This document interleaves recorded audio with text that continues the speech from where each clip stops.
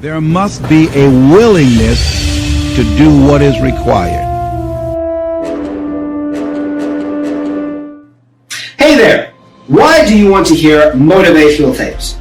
For the ultimate success, happiness, health, and wealth, to value success and failure equally, to learn something new and be inspired, to increase knowledge about various fields, subscribe to us and stay tuned for endless motivation.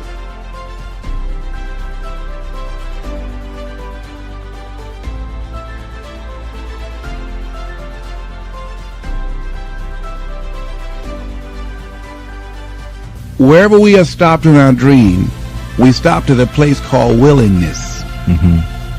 Anybody that's fallen short of their goals, they ran into something that they were not willing to handle. Because in order to reach your dream, in order to make things happen, there must be a willingness to do what is required. If the need is to raise $2,000, and let's say you have a set of tapes for $40, are you willing to make 200 calls a day? Are you willing to stand on a corner and talk to people and say, listen, I've got a set of tapes here that can change your life? Are you willing to make the commitment that you will not go to sleep until you sell at least 10 tapes a day? Are you willing to say, if it takes me 12 hours walking and talking to people all day long until I find 10 people that will say yes, if I have to talk to 200 people or 300 people, that in order to provide food for my family, to provide shelter, to not to have creditors hounding me, am I willing to talk to 300 people a day? Am I willing to stand in an airport and sell tapes? Am I willing to go out and make calls again and again and again? Am I willing to knock on doors? Am I willing to do that? See, if we have some skill, some ability, some knowledge, or some product, then the only thing that's between us and what we want to generate is our willingness to expend the energy to produce the results that we want. Am I willing to wash cars? Am I willing to scrub floors? Am I willing to wash dishes? Am I willing to go out and speak or do seminars or workshops? What am I willing to do with my energy, my time, and my knowledge to produce the results? That's the bottom line. What are you willing to do? And what most people don't realize is they don't give up on their goals because it becomes insurmountable or it's impossible. Is that they just looked at what they wanted and they just decided within themselves, consciously or unconsciously, I'm not willing to produce this result. Are you willing to say that I need $2,000 between now and next week, and come hell or high water, I will produce that? That's the bottom line. Because the only thing that counts in life are results, not reasons of why you didn't do it, but results. That's the only thing that counts. And we are capable of producing results. That's it. That's the bottom line. Are you willing to honor your commitment to do that? What are you willing to do? How many floors are you willing to mop? How many shoes are you willing to shine? How many phone calls are you willing to make? How many sales are you willing to make? How many jobs are you willing to hold? How much service are you willing to provide? Isn't there a difference between working hard than working smart? Without any questions. But see, here's the thing though, Larry, that most people don't keep their commitments. They are not willing to be a no matter what person. That I'm going to make this happen no matter what. Most people use escape routes for themselves. Most people have something that they could point to justify why they haven't produced the results. Some reason. Well, people weren't buying. Or the economy is soft. Somebody somewhere is buying. Somebody somewhere is spending some money. So as we begin to look at where we are, every time when I was working on developing my dream, and I knew that I had to do something, that I had to do it, I was always able to pull it out. Because I started thinking, if a Walt Disney can do it, if a John D. Rockefeller can do it, then I can do it. Am I to believe that they have some license of exclusivity in producing wealth or producing results that I don't have? I think that it was a key given to us. I was reading the book called Succeeding Against the Odds by John H. Johnson. Good book. He said, "For it is the most enduring element of our faith that I must conclude this speech by saying that men and women are limited not by the place of their birth, not by the color of their skin, but by the size of their hope." What is the size of your hope? As we begin to look at what it is we want to produce in our lives, I think another question could be asked, or to paraphrase what he said, what is the size of our commitment?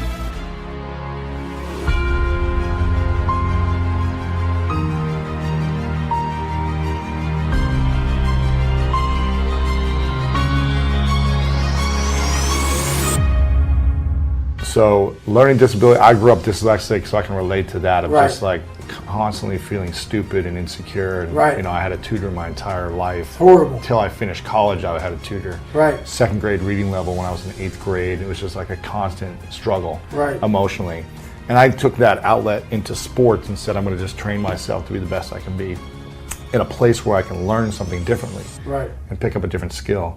But with your learning disability, with your dad beating you, screaming at you, emotionally challenging your mind, with the racism you dealt with the different struggles you felt, with bullies, what was the hardest obstacle to overcome from up until about 15, 16? The hardest obstacle was myself. I started realizing more and more and more that all these people were gone. What was haunting me was me. I can't control my dad. I can't control the people calling me nigger. I can't control all these things. But they were things that kept me down. It started becoming my reality. My reality was what they made it out to be. And I became the most important conversation you'll ever have with your life, in your life, is when you have yourself. Mm-hmm. And my conversation was absolutely horrifying. What were you saying to yourself? I'm dumb. I'm nobody. My dad was great in mental warfare. A drunk, insecure man will make everybody around him feel like hell. Yeah. Because he wants to give you no power.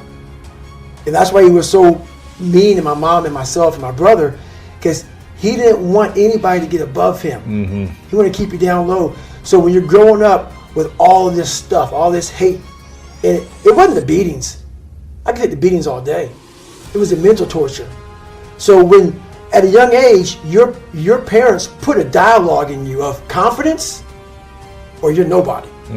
So that voice in my head was, I'm a loser. And then it was confirmed when I got in school, and in 3rd grade, I was falling behind. They want to put me in a special school. Yeah. With kids who can't learn. Right. Then it was confirmed what my dad was saying. So that confirmed it. Then I started cheating. So I started realizing, I'm taking the easy way out again. Yeah. And it started snowballing from there. Now the kids are calling me nigger. But it wasn't all the kids. So what happens is you start to get this picture that everybody hates you. Because your reality becomes so big that you can't see the clear picture. It might have been 3 or 4 That's kids it. doing it over and over. Right, but it was the whole town. Yeah. Everybody hated me. So The world hates me. That's right. Yeah. And that's when it became toxic. And that is where I became my worst enemy. Wow. So those are the conversations. Those you are the had. conversations. When did you start to realize that those conversations weren't supporting your life? So my mom was getting ready to get married, and this guy came into our lives. His name was Wilmuth. He came into our lives, and like I always say, whenever my life's getting better, God will put another challenge in front of me. He gets murdered. Oh, man. And we moved back to Brazil. So we moved from this small town in Brazil, and we moved to Indianapolis, Indiana. A lot more blacks, a lot more different colors. Yeah. Weren't you living in New York at some point too? I was born in Buffalo, New York. Yeah, that's right. Okay. And I went from Buffalo to Indiana, and then from Indiana to Indianapolis, Indiana. Got it. Indianapolis, Indiana, he got murdered when I was in Indianapolis. We went back to Brazil. When we went back to Brazil, this is when the racism started. Really? Because now I'm 16. So when I was first in Brazil, I was 8 and 9. Wow. Kids don't care. Yeah. Here's the kid. I look different, but kids don't care. Yeah. Kids don't know. But when I moved and I came back, I'm no longer a kid. So all the kids I grew up with, I'm now different. I'm different. So there's about 5 black kids in my school. And the reality came when I came out one day and on my car was spray painted, "Nigger, we're going to kill you." Oh my gosh. In Brazil? In Brazil. So I was in Brazil, Indiana, and about 10 minutes from Brazil, Indiana is a small town called Center Point, Indiana. Uh-huh. And Center Point, Indiana was at that time a huge hub of the KKK. Wow. In 1995, the Klan marched on the 4th of July parade. And I don't know if the picture's in, I don't know if any pictures are in there, but if not, there's a picture in the book in 1995, 10 minutes from my house, of crosses being burnt. 10 minutes from your house? 10 minutes from my house. Wow. So when you have all this negativity growing up, and now you're cheating and you're doing this, and your dad beats you, and your mom's fiance gets murdered, and tragedy after tragedy after tragedy, and then you come to this, and your mom's working 3 jobs. She's not home at all. She never saw one report card of mine. She didn't know how bad off I was in school. She was hustling, trying to make money, and I was the man of the house, lying, sneaking around, not going to school, cheating, everything I could. Yeah. And so I walked out of school one day and saw this "Nigger, we're gonna kill you" on my car. And I went in to get the principal. There's several incidents like this that happen. I went to get the principal, and the principal, he didn't have anything. He couldn't give me any advice. And I didn't want to tell my mom about it because my mom was already bothered by my dad beating her down, and now her fiance got murdered. So I didn't want to bother her. The last thing on her mind. Yeah. She's like, I've dealt with this my whole life. Right. I didn't want to bother her with anything, man. So I kept everything away from her. So I'm in the car wash trying to scrub this stuff off, and I got home, and so happens 2 weeks later she gets a note from school. And the note says, "Your son is going to fail. He's not going to graduate." And she's like, "What is this?" And I had to come clean with my mom of all the years of me cheating, of all the bullying, of all this and all that.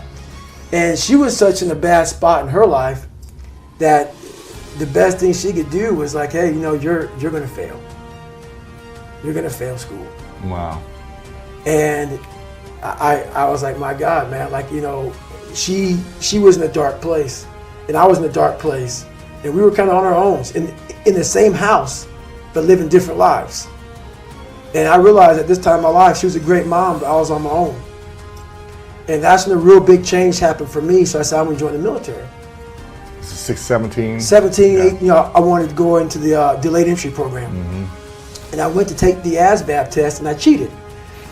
So that's what you knew. That's what I did. You're good. So I got my friend, because I walked into the recruiter's office, and the recruiter says, "Hey, you got to take this ASVAB test." Second I heard test, I was like, "Man, hang on a second. I can't test to save my life, man. I'm going to go. Can I come back tomorrow?" Yeah. So I come back, and the recruiter starts handing these tests out. And I'm like, great, I'm going to sit by my boy. I'm going to copy off my boy. He had a different test than I did. Ooh. So I couldn't copy off him. Yeah. And that's when the light bulb hit on. So I failed this test several times. You failed twice? I failed it twice. I actually failed it. I failed it twice. And the third time, I said, "Mom, I need help." Wow. And she said, "We don't have much money, but we can afford a tutor for 1 hour a week for 6 months." Because this is my last time taking the test. And so I had to learn. So I had a 3rd grade reading level. I'm a junior in high school. Yeah. So I had 6 months to learn all this stuff. And I only had a tutor for 1 hour a week. So basically what happened was she would come in for an hour, and I wasn't picking it up. Any of it. I just couldn't retain anything. Yeah. And it was so much to learn. It overwhelmed me. So basically what happened was I realized I had to go by the store and buy spiral notebooks. And I had to literally write down every single thing repeatedly. So what may take you an hour to learn, it took me hours, 6, 8, 9, Yeah. 10 hours. I'd write the same thing Simple down. stuff. Simple yeah. stuff. I hear you, man. So I That's started my life. memorizing. Yeah, That's my life. So I had to memorize. Yeah. So I didn't really learn it. I could just recall it from writing it down so many times that on page 71, I remember seeing that. Yeah. And that's how I did it. And I ended up passing that test. Crazy. And I got in the military. So, It's crazy. yeah. There's probably not too many of you in this audience that would say, I want my kid to grow up even like me. They don't have a chance. Self-esteem is built the first 7 or 8 years of life.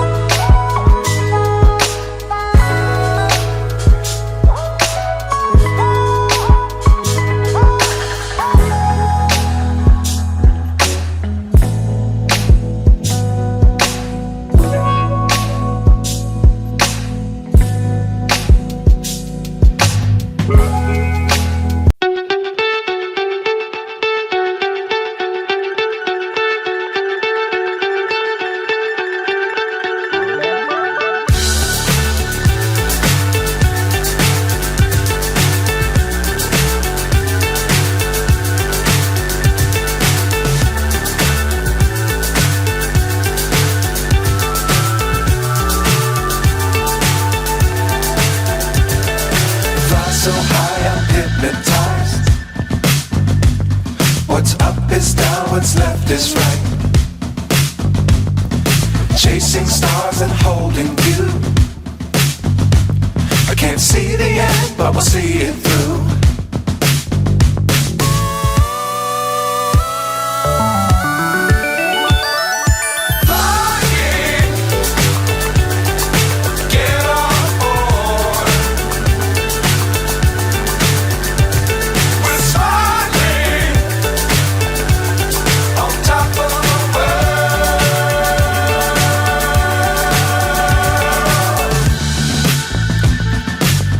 Times don't fly too high.